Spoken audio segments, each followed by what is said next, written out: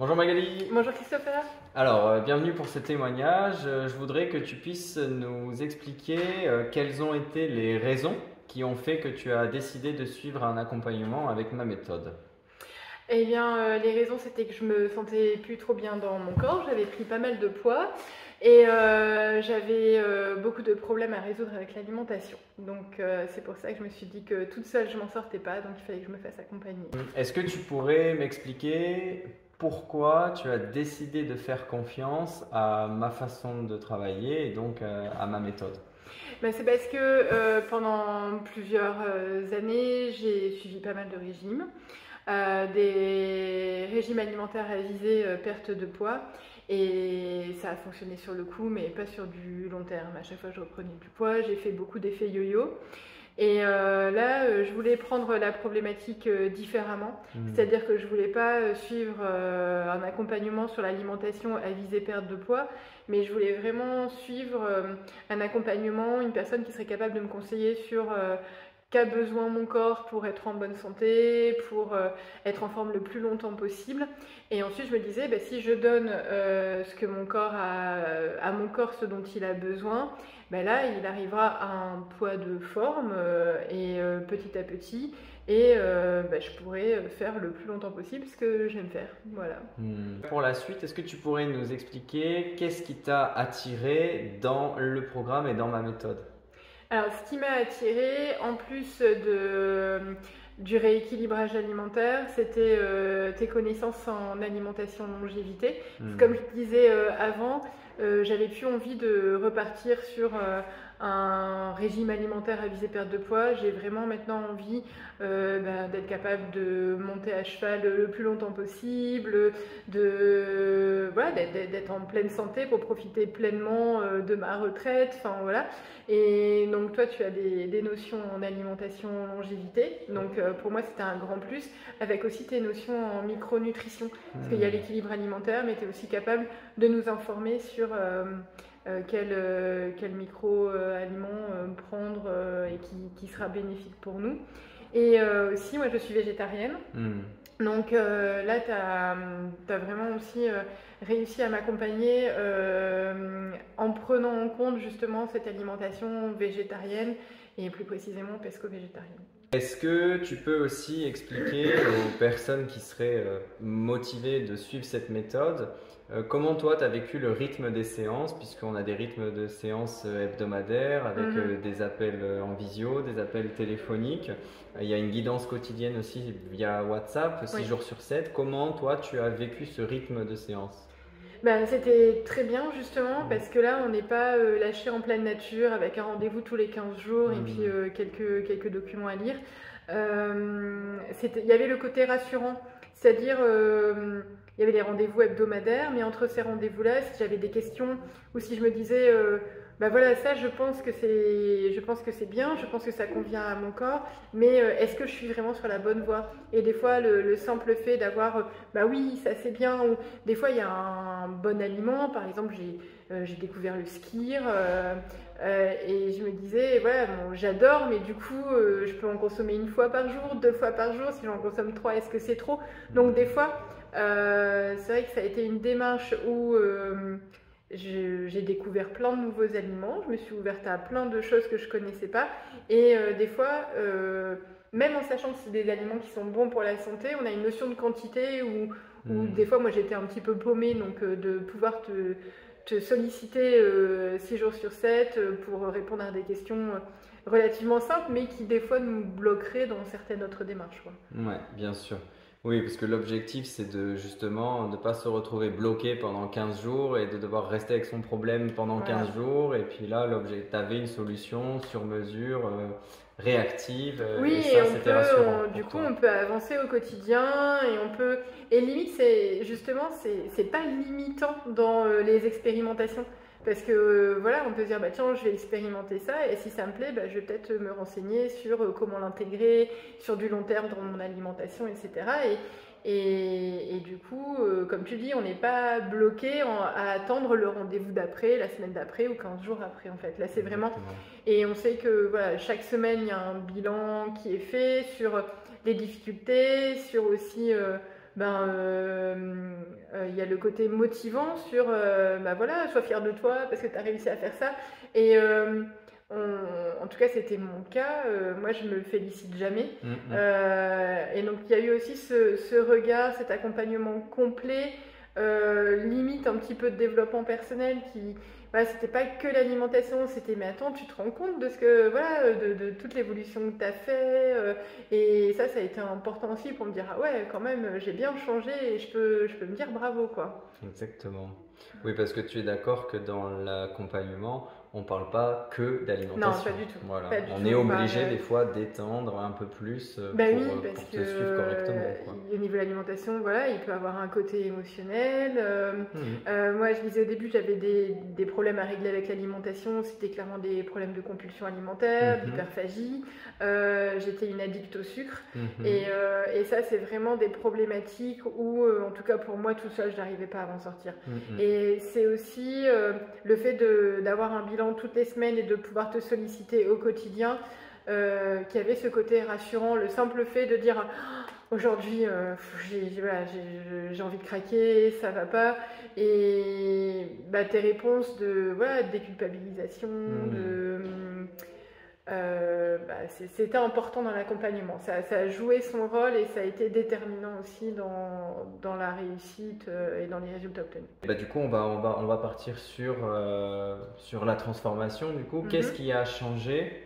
Qu'est-ce qui a changé aujourd'hui dans tes habitudes depuis que maintenant tu as été suivi? Qu'est-ce qui a changé dans tes habitudes depuis ton accompagnement? Bah, au niveau de l'alimentation, alors la grosse différence par rapport à avant, c'est que pendant tout l'accompagnement, je n'ai eu aucune compulsion alimentaire. J'ai réussi à trouver du plaisir dans d'autres aliments qui sont beaucoup plus sains. J'ai plus envie autant qu'avant de sucre. Et ça a été assez, mine de rien, assez rapide. Et là, donc au bout, j'ai fait 3 mois d'accompagnement. Clairement, bah, voilà, quand j'ai envie de quelque chose, c'est plus obligatoirement du sucre, quoi.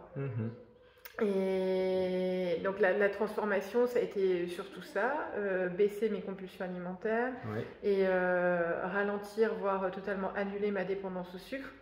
Et ensuite, au niveau de l'alimentation, même si j'avais déjà une alimentation pesco-végétarienne, il y avait un certain déséquilibre au niveau de tous les nutriments, d'où peut-être aussi les compulsions alimentaires. C'est ce dont je parle souvent. Voilà. Et là, en rééquilibrant tout, je mangeais déjà pas mal de légumes, mais là j'en mange beaucoup plus. J'ai intégré des aliments que je connaissais pas, ou que je consommais très peu. Par exemple, je consommais très peu d'oléagineux, et en fait, là maintenant j'adore. C'est mon petit plaisir de saupoudrer d'oléagineux torréfiés un petit peu dans tout ce que je mange. Découvrir une autre façon aussi de se faire plaisir. J'ai pris le temps de chercher des recettes. Le banana bread, on a entendu parler pendant 3 mois. Voilà, ça a été ma recette réconfort, ma recette plaisir qui m'a aussi aidé un petit peu à tenir le coup pendant ces 3 mois. Dans le concret au quotidien, dans tes habitudes, est-ce que des façons d'acheter, de cuisiner, de préparer, de manger qui ont changé? Alors oui, un retour à justement mon rapport à l'alimentation, un retour à l'alimentation au niveau de la terre, puisque j'ai la chance d'avoir une cueillette pas trop loin de chez moi, donc du coup reprendre le temps un petit peu d'aller cueillir, d'aller choisir ses légumes, et voilà, du coup d'aller dans une cueillette, ça implique de consommer des produits de saison.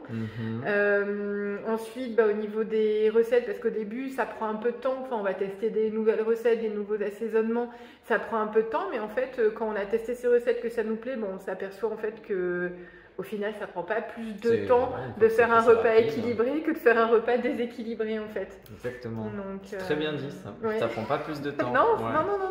Quand on intègre vraiment, quand ça devient vraiment une habitude, non, ça prend pas plus de temps. C'est chouette. Et du coup, je pense quelque chose qui peut beaucoup intéresser aussi les gens qui t'écoutent, c'est que tu nous parles de tes résultats. Tu avais des objectifs précis quand tu as décidé de te faire accompagner. Bon, on a peut-être déjà dit beaucoup de choses, hein, mais Oui. est-ce qu'on pourrait encore rajouter des choses en termes de résultats? Est-ce que tes objectifs sont atteints? Alors, Est-ce les que... objectifs sont largement atteints parce que je sens aussi que je suis en forme, je suis pas fatiguée, donc du coup, mon corps a tout ce dont il a besoin pour bien fonctionner. C'était absolument pas l'objectif premier, mais tous les poids que j'avais pris a été perdu en 3 mois, à son rythme, tout doucement. Est-ce que tu J'ai peux dire combien de poids tu as perdu? j'ai perdu un petit peu plus de 7 kilos en Ok, 3 mois. bravo. Et donc j'en avais pris 8, donc voilà, ils sont quasiment tous perdus. Mais je pense que en fait, c'est pas ce que je retiens en premier Ouais, en fait. c'était C'est pas vraiment d'avoir l'objectif principal. voilà, d'avoir une alimentation qui me convient, qui convient à mon mode de vie, qui convient à mes besoins, à mes envies, à mes valeurs aussi. Et effectivement, comme je dis, maintenant, j'ai pas un objectif. Avant, quand je faisais, j'ai suivi un régime, parce que ça a toujours été ça, des régimes donc restrictifs, je disais, voilà, je veux arriver à tel poids au bout. Là, en fait, j'avais aucune envie de, je veux descendre en dessous d'un certain poids, etc. C'était pas du tout mes objectifs. Je savais très bien qu'en équilibrant mon alimentation, il y allait avoir une perte de poids, mais j'avais pas, voilà, j'avais pas d'objectif. Si je perdais 2 kilos, c'était bien. Et là, oui, non, ça a été voilà, la cerise sur le gâteau, c'est de perdre autant. Je m'attendais pas à perdre autant en 3 mois, et surtout à perdre autant en gardant le plaisir de manger. En fait, c'est surtout ça. J'ai pas eu de sensation de faim, et comme je disais, j'ai perdu du poids en n'ayant aucune frustration et aucune compulsion alimentaire, alors que c'était une vraie problématique d'hyperphagie avant. C'est vrai.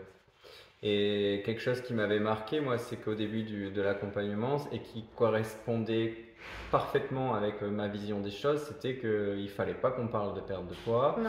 Et c'est pour ça que je parle beaucoup d'atteindre un poids idéal plutôt que de focaliser sur une perte de poids. Et que je dis souvent, ce sera un effet secondaire de tout ce que tu vas mettre en place et tout. Et tu as été une très bonne élève aussi. Et c'est aussi pour ça que voilà, je voulais qu'on repointe sur ça parce que c'était vraiment le point de départ. Ta vision des choses correspondait aussi avec ma façon de travailler.